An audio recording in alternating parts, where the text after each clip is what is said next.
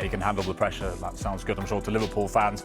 We've taken a closer look at what Liverpool are getting in Florian Wirtz, Mark, and his attributes, and the scouting report, which focused on his performances last season. What can Liverpool fans expect?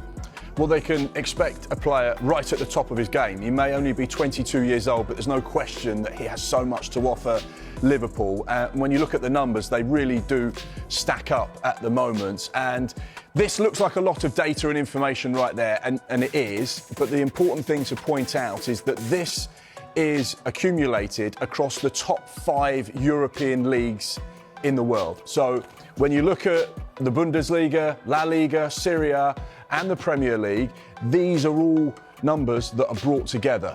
And when you see a high percentage, 99%, 98%, he is right up there. So the numbers stack up. And you just have to look at the situation when it comes to assists.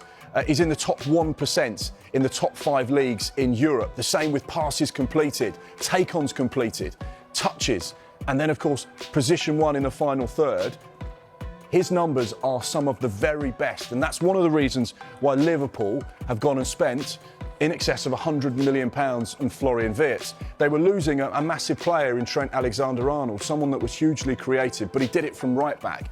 They've now got a more orthodox creative force. Someone that can play as an 8, someone that can play as a 10, someone that can also play out wide as well. So he brings a real versatility. But it's those numbers, and we know that Liverpool have a data-based model when it comes to recruiting players, as well as going out and scouring the world. They do use data in their systems, and Florian Wirtz ticked all of those boxes. They've got someone who has good numbers, got good potential, fills the gap that they currently have, and I think it's his technical ability, his vision, his creativity. Those are the key things that Richard Hughes would have identified as to, this is the man we need. This is someone that can really change the dynamic of our attack, because Liverpool are going to play a large number of games. They're going to be in the Champions League, we know that. They're also going to play in cup competitions, and they're probably going to go deep into a lot of these cup competitions. So they're going to need a vast array of talent. He will fit in without question to that attack. I cannot wait to see him. And you just have to listen to some of those Bundesliga experts. We heard from Kevin Hatchard there. We've spoken to Florian Plettenberg from Sky Germany.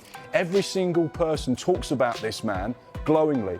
They clearly feel he's got so much to offer. And I think he will, without question, be one of the leading forces, not just at Liverpool, but in European football for many years to come. And I think that's where Liverpool have put their money, and they've just gone, this is the right man. When you look at the statistics there, obviously the Liverpool players he's going to be compared to now, Jules. Yeah. Well, because that's the thing, isn't it? I mean, look at these attackers they've already got. You know, it's a title-winning side, and you know, we know about the ability of all these players. So you talk about him being adaptable, and you're sure he will fit in, but do Liverpool have to change to accommodate him? I think Liverpool will certainly have a plan in place. You don't spend £100+ million on one player for him to be shoehorned into a setup. You're going to bring him in and go, right, how can we get the best out of you? We need to redesign our attacking force because you are going to be a key part of it. You know what Mo Salah does? Hangs out on the right-hand side, wants to cut infield, wants to score goals, can do all the things that you want. He's one of those dynamic players that will bring that Liverpool attack to life. But this will just add a different dynamic, and I think that's where he'll be so intriguing as to what he'll bring. They've obviously watched a number of players. They've looked at various options, and without question, he was the best. And a lot of people say, well, this is just Liverpool chucking loads of money at a player that may or may not be very good. Well, the data certainly suggests he's the real deal.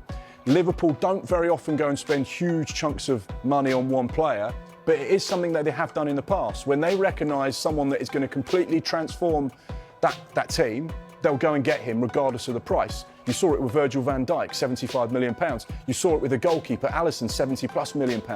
At the time, those were expensive deals. They were big money transfers, but Liverpool backed the head coach, backed their recruitment team and said, right, that person is going to completely improve what we do in that particular area of the pitch. And this is very similar. Obviously, since Virgil and Alisson were signed, the finances have changed and they've got bigger. So therefore, it looks like an eye-watering sum of money, but actually it's in keeping with what FSG have done in the past. They find the right player, he's going to improve the team, let's go and get him.